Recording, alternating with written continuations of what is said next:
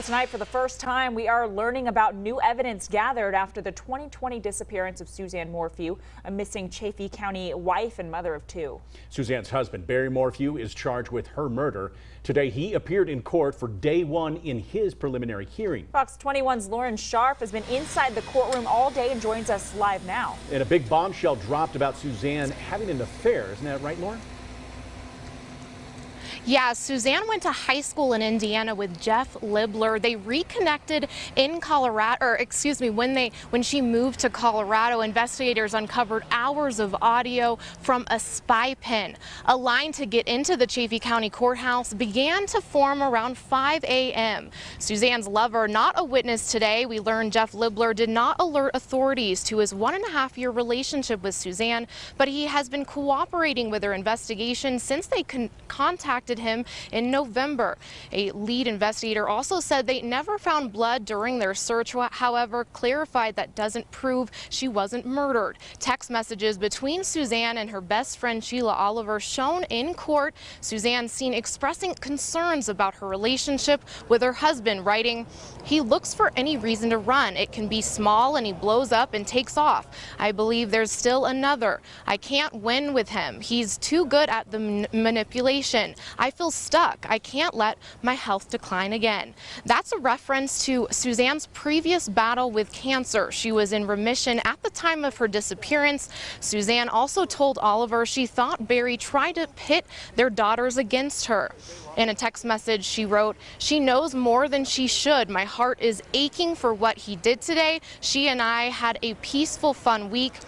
He came in and wrecked it and left, making her feel bad for him. It's sick." Suzanne's body has not been found, and the trial has been a difficult process for the couple's daughters. And many times they were seen crying, visibly upset in the courtroom today. Tonight at 6:30, I'll talk more about the days following Suzanne's missing report, as well as body-worn camera video. Reporting live outside the Chaffee County Courthouse, Lauren Scharf for Fox 21 News. On Fox 21, video showing an important moment during the initial days of the search for Suzanne Morphew.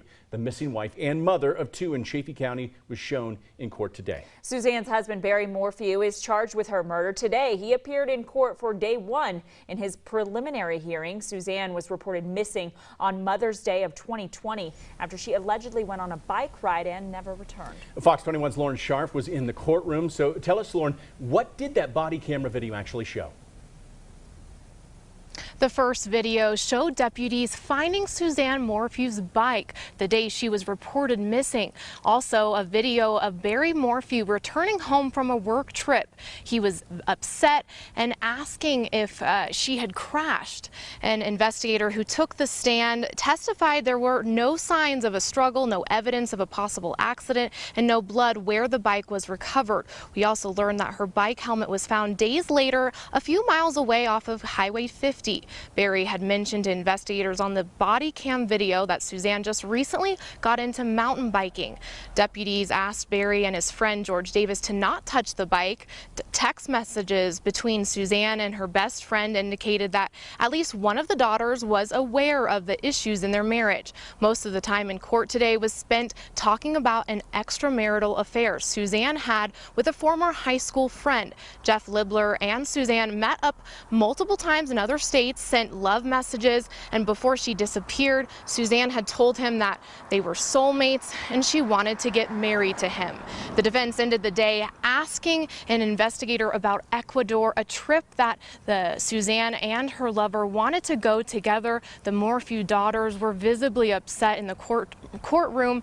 They cried multiple times. They also mouthed the words, "I love you" and "I miss you" to their father. Court will resume at 9 a.m. tomorrow morning. There is no cameras allowed in the courtroom, so follow my Twitter account for live updates. Reporting live outside the Chaffee County Courthouse, Lauren Scharf for Fox. For the first time, we are learning about the evidence in the Suzanne Morphew missing persons case. Her husband, Barry Morphew, is charged with first-degree murder in her death, even though her body has not been found. Day one of the preliminary hearing took place Monday, and Fox 21's Lauren Scharf was inside the courtroom to continue our coverage, where she learned about a secret which Suzanne was keeping from everyone. Suzanne Morphew had another lover named Jeff Libler, and they went to high school together in Indiana. Investigators first learned about this extramarital affair from a pen that recorded audio of conversations they had together. Here's a picture of Jeff Libler in high school. He was not a witness on day one of Barry Morphew's preliminary hearing, but we heard a lot about Suzanne's extramarital affair. Libler didn't alert authorities of who he was until they contacted him, which was 6 months after Suzanne went missing. Libler has been cooperating with their investigation ever since, and the affair was allegedly for a year and a half, something Suzanne kept from everyone, even her best friend Sheila Oliver. Text messages between the two friends show Suzanne expressing concerns about her marriage with Barry and how it affected her health. A text message reads, "He looks for any reason to run. It can be small and he blows up and takes off. I believe there's still another. I can't win with him. He's too good at the manipulation. I feel stuck. I can't let my health decline again." Suzanne was in remission for the second time when she disappeared. One of the lead investigators said Suzanne's blood was never found throughout their investigation, but that doesn't mean Suzanne wasn't killed, because the district attorney said there are other ways to be murdered that don't involve blood. Body cam video was shown the moment Suzanne's bike was discovered, the day she was reported missing, and investigators said there was no sign of a struggle or a crash. The Morphew's daughters were very upset. At points were crying in the courtroom. During breaks, they mouthed the words "I love you" and "I miss you" to their father. 2 investigators took the stand on Tuesday, and the prosecution expects to call at least 6 more witnesses. The court will resume at 9 a.m. on Tuesday morning. No cameras are allowed in the courtroom, so follow my Twitter account to follow live updates. Reporting in Chaffee County, Lauren Scharf for Fox 21 News. Lauren, thanks. This is the big story, national story, too, getting coverage, and she is right there in the middle of it, so we'll keep track of that.